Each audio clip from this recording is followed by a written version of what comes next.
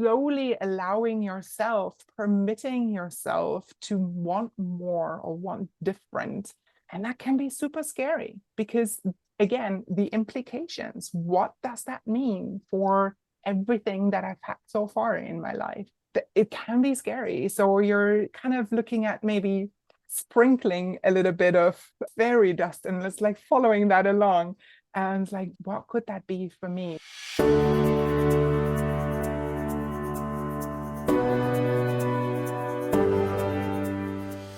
Welcome to the Worthy Mother podcast, where we discuss all things identity, self-compassion, and fulfillment within and beyond motherhood. I'm Emily Rose Hardy, a mindset and self-love coach for moms. I am a firm believer that to be able to take care of our children, we must take care of ourselves first. This is not a parenting podcast. No, this is a podcast where we will challenge the societal expectations of what it means to be a mom, demystify the perfect mom myth, and learn to love ourselves. You are worthy, mama. Let's do this. Hey, mama, welcome to the Worthy Mother podcast. Get ready because we have a conversation for you today meant to help you feel more energized and confident, both within your role as a mother and just as a person beyond that role. Joining us for this conversation is Nadine Stille, who, as a recovering stressed out mama who is constantly trying to balance society's expectations to be a perfect mom and an ambitious career woman, Nadine is here to show you a more balanced and joy-filled way. She helps busy moms see how powerful and amazing they already are. Together, they'll focus on what works for them specifically for long-lasting, sustainable changes that make for a joy-filled life and a fulfilled career. Together with her kiddo and hubby, Nadine lives in Vancouver, Canada. When she's not having fun playing with or running after her little one, you might find her taking a moment for herself with a romance novel. So Nadine, thank you so much for being here and just really excited for this conversation and to see where we go with it. Can you just tell us a little bit about yourself, your story, and what you do? Yeah, hi Emily, and thank you so much for having me on. It's like I can't wait. Even like before we came on air, I can see, where this is going. We're all very both talkers and bubbly. So yeah, I mean, you've said already quite a bit about myself and my background, really. I'm a recovered stress out mom and now live with my hubby and kiddo in Vancouver in Canada. I do help mothers bring a lot more joy into their lives and to go after what they really want, even though that might not be, the safe route. Over the last few months, I've really noticed the women that do come and work with me they want to follow their heart, their passion, they're out for more, whatever that more is. And it's wonderful to see how you can still play it somewhat safe and plan around, but still follow what's really, lighting you up and what that more is. And I myself have followed my heart a few times round, not like totally blind. There was always, the German in me is like lots of planning and scheduling around it. But that's how I now work, started my own coaching business. This is how I moved across countries several times round. Canada is the sixth country I'm living and working at. This is where my husband is from. I moved across continents, started my own family here. So there's a few times in my life where it felt pretty scary, but I just, I went for it and it's always paid off. And I live a pretty fulfilled life right now with more to come, hopefully. But this is what I would love for other mothers as well, to follow their hearts and see how you can make that happen. And I'm so excited we get to talk about it today. Yes, I love that. I think we're going to get a lot more into this, but it feels so comforting the way you speak about that, because it's not like, okay, following this desire and just like risking it all, saying, I'm just going to kind of throw care to the wind and go for it. It's like, no, you can kind of find this way to like go after what you want and also do that in a way that is safe and feels good and feels like you're being a responsible adult human with your kids and all of that. Like there's a way to find that. So often I think we feel like it's all or nothing because we're not quite sure how to take those steps. So I love the way you speak about that, because from the get-go, it feels so just comforting. Okay, that's really good feedback for me too. Thank you. And yes, I talked about it with someone recently. It's like, so So is it for like all, like why mothers? It's like, because there's so much more at stake, isn't there? Yeah. It's not, you cannot just go up and like do it. In most cases, there's always, it has repercussions. Like we still need to put, food on the table, pay the bills and everything around it. But it doesn't have to be like you're abandoning your entire life, but there's still ways that you can also bring up that energy that you might need for that. And it's not currently there. Where do you take the resources from all of that? Maybe starting a new job, a career, or I don't know, start writing a book. There's things that you can put in place to make it safe and attainable and sustainable. So you're not burning out while you're going after what you really, really want. It might be slower than you want to, but you're still moving towards that goal.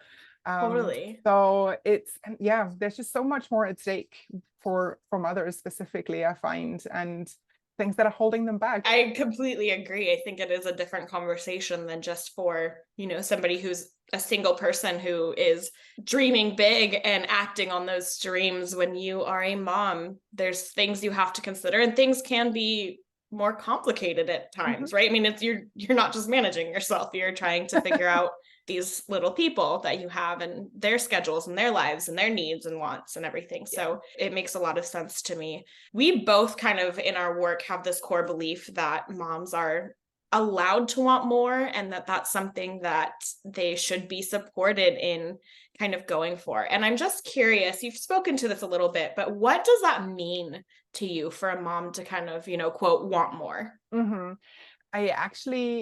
was like, oh my God, I was meant to see this. The other day on Instagram, I came across this quote. It's from someone called Cory Muscara. And he said something along the lines of, don't let the noise in your head be so loud that you cannot hear the whispers of your heart. I was like, this so resonates, because there's all these shoulds in our head, right? Things we should be doing. Everyone's like, the kids want something, the partner wants something, then there's work, then there's the things that we think we have to do and all these things. And it's very, very loud. It's like, but what does your gut say? What does your heart say? It's like creating space to let that through and listen to that, really. That is what kind of really resonated with me. And it's very individual for different people. It could be something, it's like start writing your own book. It could be for someone to ditch that career that you never liked in the first place, even when you started your first, semester at university. For others, it might be finally moving away from the place that you grew up in and go and explore the world. It could be something smaller, like still sending the kids to daycare or preschool and not going back to work full time, but taking that time for yourself to fully explore and be quote unquote allowed to stay to stay home and want more and invest in that. And for others, it could be following a hobby, having that one afternoon a month to just spend on what you really like. So it's very, very individual what that is, but it's there. Usually moms have like a tingling. It's like, oh, there has to be more than this. I want away from the grind. And then some moms I work with, they know exactly what's going on. It's like, yeah, no, this is what I want. And for others, it's like, oh, I have this opportunity here, but I'm not quite sure. And what's the impact on this? But I also have this option. So what should I do? And it's always like, there's so much going on. And the implications of their choices are just like so much more impactful. So yeah, it's very, very individual what that more can be for mothers, but it's all there. And it usually starts by listening in a bit more to what your heart says. I love that. Depending. I love that kind of illustration of all of the noise that we have and all of the responsibilities and the things that we have to be taken care of. It sometimes takes away from the actually listening to what we want. Do you have any tips for moms to kind of like tune into that? Because like you said, for some moms, they may have like, they know what they want. They know what they want to go after. And maybe it's more something's holding them back from doing that. But for, I think many women, they maybe don't even know that it's an option for them to open their mind to want more. Yeah. And that is one of the things that's holding moms back. So it's like there's this like huge topic of probably, expectations from society. You're supposed to stay home, or you're supposed to just go back to that work that you've been doing for the last 10 years. And there's this then internalized expectation, well, there's not really an option. Well, I'm all for options and for choosing. So it's like just opening doors, and maybe even listening to this podcast episode will be like, oh, hang on, there is another way. It's like start slowly. It's usually not a lot of like, okay, this is what I want now. It's the slowly allowing yourself, permitting yourself to want more or want different. And that can be super scary because, again, the implications, what does that mean for everything that I've had so far in my life? It can be scary. So you're kind of looking at maybe sprinkling a little bit of fairy dust and it's like following that along. And it's like, what could that be for me? It's like asking questions around that. If none, of the implications, or say if money, if obligations, if time and energy and resources weren't any hindrance, like what would you do? What would be that one thing, or two or three? Do you have a bucket list? It's like, what would you put on it if you could? And then also, sometimes comes out in conversation, sometimes like, reflections for yourself. People start maybe journaling or talking to friends, like what's been holding you back until now? What if you could? What would that look like? Start dreaming, right? And there's so much to unpack behind it. So it's like you have the guilt, sometimes the expectations, but I'm feeling okay. I have everything. I have a job, I have a home, I have kids, everyone's happy, and you're still not okay. And then you're like, okay, what's there? What's to explore? And that's okay.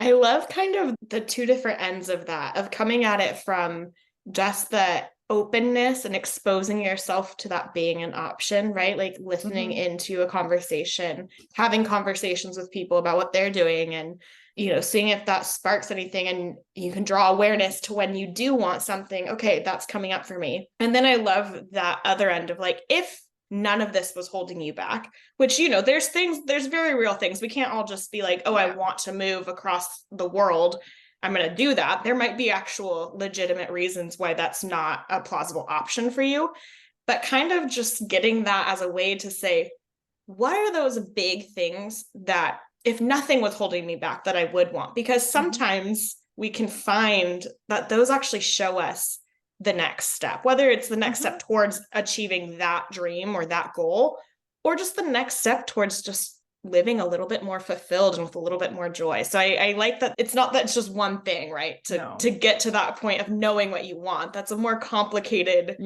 conversation, but there's a lot of things we can do to bring awareness to that. Exactly. And it also doesn't mean that it's a matter of, okay, this is not possible. And like, maybe it's not possible right now or in the next 5 years, but what can I, like, if it is traveling and moving to the other side of the world, like, but what can you do to bring some of that feeling maybe towards it? What can you do to make that a bit more achievable? And maybe, I don't know, go on holiday instead of like moving there and everyone with you.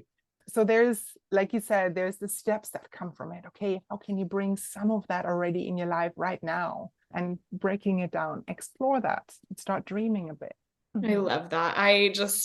I love talking about moms having dreams. I think, I just on a personal note, when we talk about the expectations and the pressures to kind of do things a certain way, and it's not just one certain way, right? There's a lot of factors, but I know for me, just allowing myself to start dreaming and start like giving myself the permission to be open to whatever I want, it's been so powerful in my own life. And so I just get so giddy, like having this conversation and knowing that there might be someone who hears this and it sparks a little bit for them. And all it takes is those sparks to kind of get them moving. Yeah, exactly. It's those little sparks.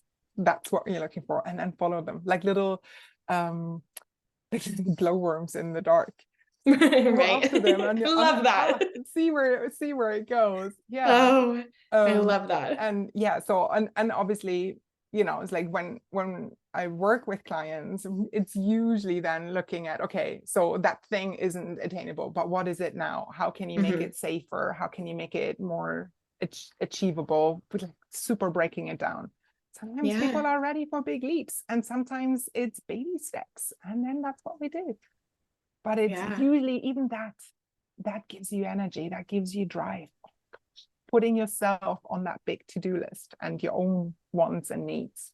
That's huge, because the list is huge, the to-do list, but our own well-being is hardly ever on that list at all, not even at the bottom. It's just not on it. Yeah, it's very true. I think for a lot of people that tends to be the pattern they get kind of stuck in a little bit. And so making sure that we are treating our desires as something that are worth looking into, right? It's like, it is a need in a sense. And I think that's an important kind of shift to know that we are deserving of taking care of ourselves, and taking care of ourselves includes taking care of like our happiness and what fulfills us. We're worthy, right? We are worthy. Yeah. You got it. You're worth it. Yeah, flip. Yes, exactly. It's the name of the game. Do you have any tips for moms to give themselves the space, in the chaos of life that often is very real for moms? There's a lot going on a lot of the time. There's no sugarcoating that. But how can moms work to give themselves the space to really tune in, listen, manage the stress even that comes with that? Yeah.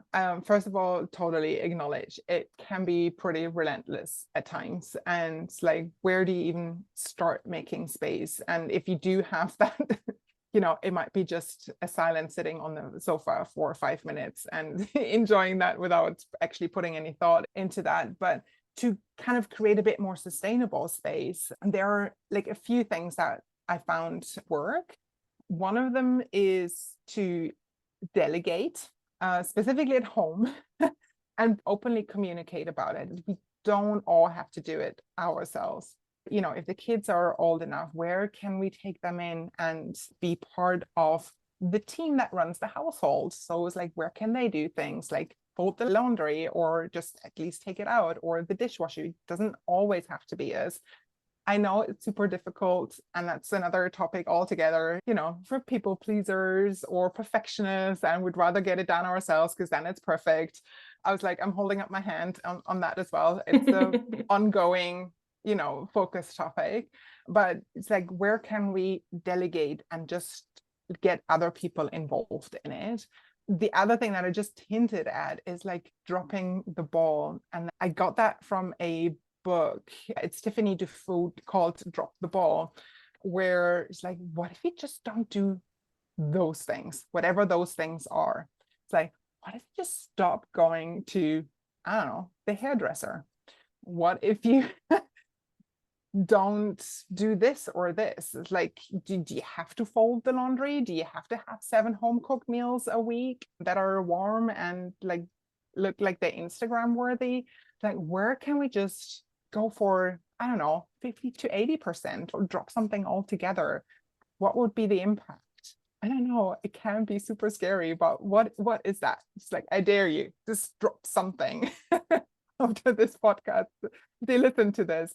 And the other thing is also something that I kind of touched on earlier, is to really put self-care on your priority list, and whatever that self-care is. So put it on the list, schedule it into the calendar, like put it in there. The first Friday of every month, you're going to hang out with your girlfriends. That's it.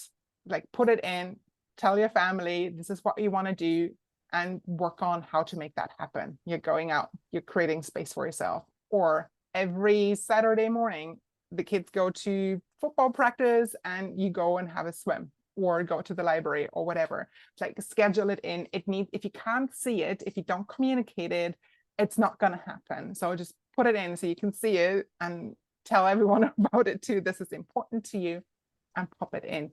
It can make quite a difference. And if you extend then that offer, to the other person, if maybe to your partner, if they're not doing it either, you can see the compounding impact that has on the entire family. It's like, the kids have their playtime, your partner has this playtime, you want playtime too. I think that's only a fair thing to say, but you have to communicate it and put it in, make it happen. What you're saying is bringing up priorities for me and getting just so clear on what you really actually truly value, both with, fitting things into your schedule and making it real and putting it on the to-do list and up at the top of the to-do list and just communicating that. And then also with the balls, I know, like, in my mind, I'm imagining someone listening to this and that being almost a little jarring, like, wait, what? Drop the ball? But it's like, we sometimes get stuck in this autopilot of like, no, that's what I do. I have to kind of keep up with this expectation that I've set for myself. Maybe that came in externally and, it's something that I've always thought was something I had to do. And now I've been doing it. And it's not to say like drop the ball on things that are important to you. If something is truly important to you, great. But a lot of times there are things we do and we feel like we have to do that are not actually important to us as individuals. And if we're just going through our days and stuck in this chaos, we're not checking in with what's actually important. We're not checking in with priorities. So I think that is such a impactful thing to say, because that's not something we necessarily hear. Like, you can drop some of those balls. You can decide which ones to drop altogether if you want. Correct. And it's again about options, showing that there's another way. And I love that you just made that pretty clear again here. It's usually those expectations that we put on ourselves. Like, of course I have to cook 7 times a week, for everyone, or of course I have to fold the laundry nicely like my parents did and put them in the drawer. I'm just like taking them out, whatever, okay, in it goes. It's done. I don't see it. It's in the, it's clean and it's in the cupboard. Then that's that. Again, it kind of touches a bit on the perfectionism as well, and like, it has to be that way, but it has to be that way according to whom and why. What are you gaining from this? That, what if you don't do it? What do you gain from not doing it? Like, flip it around. Like, what would it give you if you don't do this? Right?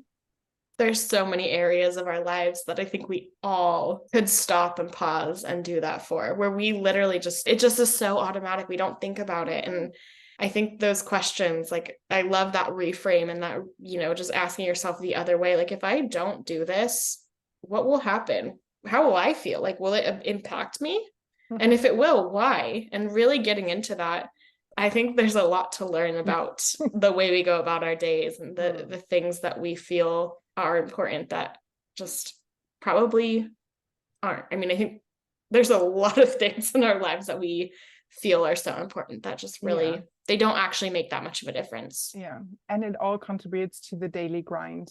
And it's grinding. It's like, the energy we lose in those types of things, we don't like take a moment to just evaluate and just look at it. Like, do I really have to? Like, what if? It's always about the what ifs and looking for options. That's where it's like, oh, I'm getting excited when those type of conversations come up. What if? I love, I think a lot of times that what if is such a but what if, it's like a bad thing. And I love that you're flipping that. It's like, what if, like, as in the opportunities, like, that's how we can think about it. Absolutely. What's the opportunity here? What's the gift in this situation? Like, what's in it for you if you do it this way? I love like, just because I get so excited about these conversations and just to share the space with other moms and other, supporters who just like feel so excited by these conversations and the way that we can actually change not just experiences as individuals, but how we can change like the system of motherhood and how we are expected to show up and how other moms are expected to show up because we're doing things differently. Absolutely. And I mean, we both have big smiles on our faces now when we're talking about it, because it's exciting for us too. It's energizing, just sharing this. And I love it. Let's keep going. Yes. Well, I actually want to shift into talking a little bit about energy. Because I know that is something that in your work, you do talk a lot about energized motherhood and showing up in motherhood in a way that feels just energizing. I'm hoping that you can share with us some of your advice for feeling more energized as a mom who is wanting more, who is wanting to dream bigger and go after those dreams.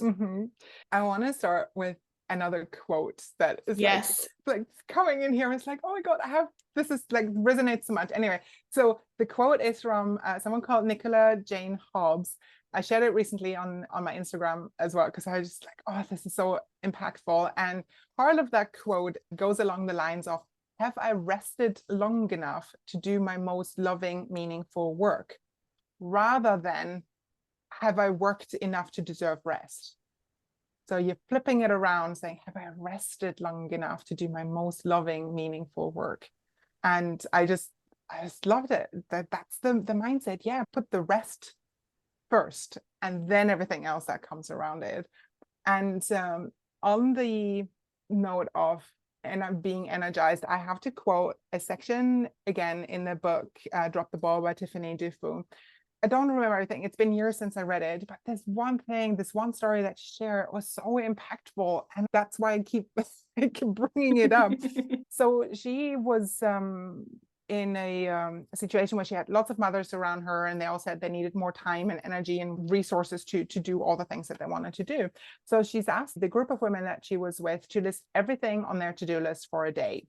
Once they listed everything, she asked them, okay, next to each of those to-do things, of your tasks, list how long it takes you to complete each task, like more or less, right? And it's like, okay, now you just add up the time. How long does it take you to accomplish everything here? And for the majority of women, of mothers, this was actually longer than 24 hours in a day. And they had not calculated in time for sleeping and eating. So it's like, you need to drop the ball somewhere. You know, you have to have realistic expectations, because this expectation that we put on ourselves with how much we need to accomplish, the perfect things to have everything, you know, done, it's not attainable. So we're just constantly running towards a goal that's not attainable. It's just not there, and it's depleting. If you're constantly on the run, it's like, that's like, even marathon runners need time to rest. And so that story of like what we're putting on ourselves on top of, you know, the expectations from school and kids and partners and work, it's not attainable. So one of my tips to like energize yourself more is to way dial back your own expectations. That's one of the things. And I get it. It's difficult. If this is how you've run for the last few years, changing that can be quite a challenge. But it's like, it's there. You start with one less thing on that list. One thing where you're saying, hey, that expectation is something I want to dial back on. It doesn't have to be the way I set it up. And to get a bit more clarity around that, I would suggest, like, that's what I do with my clients. We make lists of what or who drains you and what or who energizes you. And then once you have that on, it can be quite eye-opening. It's like, don't think too much about it, just whatever is like goes on. It's like, it's draining me thinking about what we need to cook every day. It's like, okay, if that takes up too much of your brain power, it's like, that's something to look at. Like, you really just looking at what or who drains you, what gains you energy. And then you're looking at how we can minimize the drainers and how we can increase the energy gainers, so to say. And it's a very individual thing. Most of the time, it's just being set up not quite effectively. So it's like, where can you combine things that energize you? So if you're getting energized by walks outside, or like meeting friends, or doing and like maybe jogging, like, where can you combine this? Can you get your friend to come around, and instead of jogging in a gym, you're going to go for a jog around the park together? So you've got outdoor time, working out, and being social with your friend, all combined in one, instead of 3 different activities. So the multiplying type of thing of already things that energize you can be quite impactful. Other things that energizing are sleep. So that's a whole different topic. And then also like really look into what nurtures us, what gives us that energy. Like, yes, on a very basic level, what type of food are we putting into us? Are we actually drinking enough water? I know it's like super basic things, but something like that really has an impact. Do you schedule in rest regularly, or do you go back to back meetings without even 10-15 minute break in between if you're working?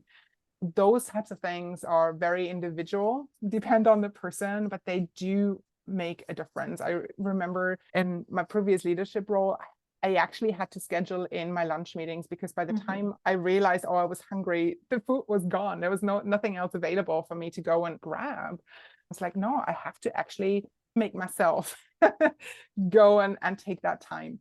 At some stage, I knew my team would appreciate it. And once a week, I think it was a Friday morning, I scheduled in a meditation time, 15 minutes, everyone wanted to come. I led is like, okay, I'm going to be in that meeting room listening to a guided meditation. So if you want to come along, and it's like be, leading that way and inviting people in. And it made a difference, not just obviously for the team and the relationships, but also it's like knowing I did it for my own for my own purposes, but also it helped everyone around it as well. Like bring people along with you. And that kind of gave me energy as well in that sense. So it's like, where could you potentially talk yourself out of doing something for yourself?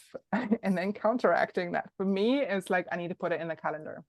I need to get the accountability by having other people do that activity with me. Yeah. And then that energizes me. So that's a very long, faceted answer to a simple question of energized motherhood. I love it though. That quote you read at the beginning, it had like full body chills. I always say rest is productive. And there's kind of two parts to it. Like we are deserving of rest. And we are worth rest regardless of what it does for our productivity, right? Like we are human beings. Rest is like one of the most basic needs we have. So that alone should be enough to get us there, right? Like it's like that. We don't need anything else. But we also tend to be very fixated as a society and as individuals, as mothers, on being productive and trying to do it all and trying to show up the best we can for everybody else. And rest is also productive when it comes to all of that, when it comes to fitting more on your plate. If you are drained, if your schedule is full of those energy draining activities and you're not getting enough sleep, like good luck adding more to your plate because it's just not, it's not realistic. Good luck showing up with energy and presence with your kids. Good luck doing any of that if you aren't getting the rest that you need. And so we can use that kind of reality to get us to a place where we are getting a basic need met. Yes. And that's also something that I'd be working on expanding when you want that more. You need to, like, that's something that I find is holding mothers back from that more, because they're already at a state where there isn't space for anything more. There just isn't. There's no time, there's no energy, there's no resources. It's just, sometimes it's survival mode. How do you squeeze something else in? So that's where it's like baby steps towards that goal, which in itself is already energizing, but you also need to expand it out. And that's where I usually not just work on that side of things, the getting the more. We're also working on how do you set yourself up to make that happen where you currently are, and expanding that time out. Yes. Energizing yourself to get that done. Absolutely. The way that you explained a moment ago just about how our schedules are finite, like the time is finite, and that's true with energy as well. Like we can't just continue to expend all our energy, but when we look at a day, a 24-hour day, we can really easily see like, okay, there's 24 hours. I can do 24 hours worth of things during this day, including the rest that I need, including the eating, including all the little things that we don't necessarily think of as like tasks, right? But that's all we have for the day is the 24 hours. And so sometimes we need that reminder, right? That it's like, we can't just pile on more stuff if we are at capacity with our energy, with all of that, but like with our time, that's a very easy place to see it. Like you can't add in 2 hours worth of some movement towards a goal if you are having a hard time, like you're getting 2 hours too little sleep already and having a hard time getting from one meeting to the next and getting your kids where they need to be and all of that because there's just literally not time, right? You're not going to make more time. Like newsflash, it's not going to happen. No. Right. No. And so I think that's such a important reminder, especially because as moms and, as moms who have dreams, as moms who are ambitious and going after things or who want to, we tend to kind of have that expectation that we can just do it all or that we should be able to do it all. And it's like, nope, let's look at this from a really realistic perspective. Like that's not possible. Yeah, exactly. You can't, it's like, oh, it's going to be 26 hours today. No. Yeah, it's not. I've had that thought before. Like, wouldn't it just be nice if there were 8 days a week? Like we could add, another day of things. That's not how it works. It's not how it works. No. I love just this idea of the tie between kind of the energized motherhood and also being able to then want more and that fueling the energy. And it kind of is, we get trapped in so many cycles that are draining and not productive and not helpful and, just take us away from presence in our lives. And I love looking at this as like, this is a cycle that we can kind of get into that is so beautiful, so wonderful, so fulfilling, right? That we're fueling that energy through the dreams and we're fueling the dreams through the energy. Yeah, totally. I'm with you. And there's no judgment. Like I've been there, done that. And it might happen to me next week where I'm like, going through the motions for a few days and oh, this is the drain. This is why. I was like, hang on, back to, what I'm always talking about. It's like, and so there's no judgment. It's easy to get into that sphere and it's normal. It happens. I would say it's like everyone's been there, done that, at least if they're not currently in it. So yeah, I get it. And there are options, right? That is a super important point. And I think it's always important to kind of give that caveat of like, yes, we don't want to be drained all the time, but also it's okay if you're feeling drained. We all have to have compassion with ourselves in that way of this isn't something else we need to expect perfection with. Yes, exactly. A bit of self-kindness goes a long way because it's easy then to say, oh, I should have done this. I should have held self-care or needed to do this. And then you're talking yourself down into a rabbit hole of blaming yourself. Oh, another thing I didn't do right and da-di-da. No, that's not how it works. So yes, self-kindness, a bit of self-love, and it's like, okay, it didn't work now. I'll give it another go next time around. And if you need a bit of accountability, get someone on your side to help you with it, or get a friend or someone in your family, and then that's okay as well. But yeah, no, it shouldn't. I actually don't like that word should at all. I know. But just kind of be mindful of that not adding to your to-do list. See it as something that you want to do, something that gives, rather like the approaches that we talked about today in the mindset. It's something that would give and energize you rather than drain you with another to-do on your list, right? That's how I approach it. Yeah. So something that I really love asking moms towards the end of episodes, because as we've kind of talked about here today, self-care is super important, but also something that can kind of fall to the side sometimes if we're not being intentional. So I really love asking moms, what do you do to take care of yourself? And just if you have any tips or advice for moms to make sure that they're caring for themselves. I know we touched on quite a bit of that today, but just kind of bringing it to a more explicit place. Yes. So for me, specifically, it has to be reading. I read quite a lot of books every year, so it's like 50 plus. So reading is my essential self-care.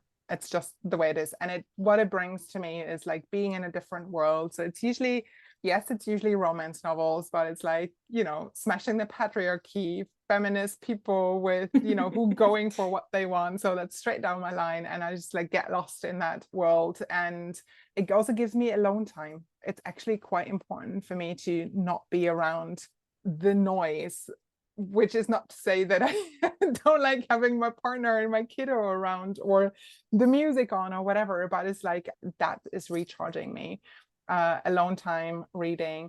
I also find that part of that happens like if I do need, I don't know, a bit of extra time in bed or whatever, it's like I have to be explicit about it and ask. So obviously sometimes, or in my case, a partner picks up and it's like, yeah, look, you need a bit. Yeah, cool, I'll stay. But sometimes, we're here and we're fully energetic and it's fine, but I might be depleted in, and actually, hey, I need a bit of time. Can you do the cooking tonight? Or can we just have takeout? Or it's like, I need to go for a walk by myself. So be very explicit about it and put it in the calendar as well. What I mentioned earlier, I just know myself, it's easier to chicken out of things if it's not there, if I don't see it. And then also, yeah, getting my hubby on board and say, hey, this might be difficult for me to get through, but it's actually pretty important.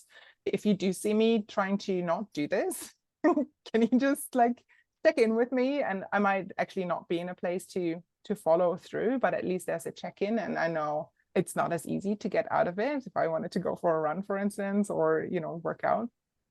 So yeah, having those things around it to make sure I actually do it. It's like catch me out. And yeah, it's like if I don't take care of myself, who's gonna fill my cup? Yeah, I have people around me who care, but I have to care about myself more, and I have to be verbal about it. That's something that I learned along lines, because no one can read minds as much as they want to.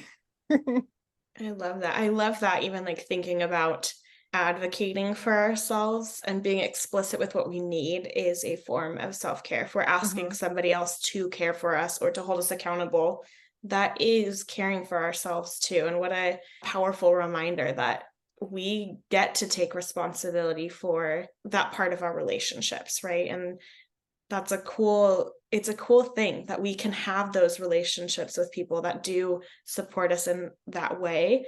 And if you don't feel like you have that right now, knowing that like it's something that you actually have some power in, right? To know that it's a piece of like learning to advocate for yourself and learning to ask for help. And a lot of times that is the answer to that. Yeah. And it goes both ways. I've actually just a few days ago had a conversation about this with my husband about that we appreciate that about each other, that we can go or do our own things and ask for things and then see how we can make it happen. And then we feel we can talk about those things. And asking for help isn't always easy. It doesn't come as easy as we might expect it of other people around. It's like, you just say, ask for help and I can do it. It's like, yeah, but advocating for ourselves, that can be quite a loaded and and packed activity. Yes to all of that. I just I think there's been such good little nuggets in this conversation that are, I think, important reminders is a good way to put it. It's things that we all know or can probably understand to some extent, but hearing it explicitly stated is a whole other thing, and bringing the awareness and the attention to all of these pieces of our lives that we can continue to like pour into and to take a look at. And I think that's been something, there's been a lot of moments in this conversation where I felt that like, yes, that needed to be said exactly like that. So thank you for doing that. Oh, well, thank you for having me on. And also it's beautifully like summarizing and bringing it to the point. It's like sometimes, and it's like saying something and then you just like bang on, that's what you mean, or this is where it comes in, or sharing your own experiences and what you hear. So I thoroughly enjoyed this conversation and I have a huge smile on my face now. I know, like, I love it. Can't wait. If anyone is inspired by this and they want to drop the ball or go for something that they really want, it's like, post it on Instagram and tag us both. That would let be us amazing. know. Yeah, let us know what balls you're deciding to drop. I think that is a great little challenge right there, because sometimes it feels like it's so like that kind of shame almost of like, oh, I'm not going to do this anymore, and just put it out there and we'll celebrate with you. Yes, let's do it. Oh my God, I'm excited for this. I love that. Can you let us know on that note where listeners can find you, and just if there's anything that they should keep an eye out for with the work you're doing? Yeah, thank you for asking that. So yes, I'm on Instagram. I mentioned it a few times. The handle is at Nadine Stille. So I guess maybe just go to the show notes. You have it in the show notes, Emily. Yeah, perfect. And then on my website, there is a resource library actually that has a step-by-step guide how to ask for help as a mother. Love it. That plays in perfectly with what you just said. If you're like super stressed and you need a bit of a stress buster for in the moment, there's also some guided meditations for stressed moms. And again, from drain to gain, if you want more, there is an ebook on how to create a positive money mindset as well, if that's something that speaks to you. So yeah, just head over and check that out. There's always a bit more to edit in the next few weeks as well. Thank you so much. Amazing. Well, we'll make sure and link it all in the show notes so that it's nice and easy to get to. And I just appreciate you being here. I always love getting to leave these conversations with this energy of like all that we get to do here. So thank you so much for being here. You're welcome. Thank you for having me on. Yes. I loved it. I can't wait to see or to hear what balls are going to be dropped. Yes, so exciting. And thank you for tuning in. I am so happy that you got to experience this conversation with us. I cannot wait to hear what balls you are deciding to drop. So go ahead and you can tag both Nadine and I on Instagram. I'm at Honestly Emily Rose if you want to share what balls this conversation has inspired you to drop. So thank you for being here. And with that, you are worthy, Mama.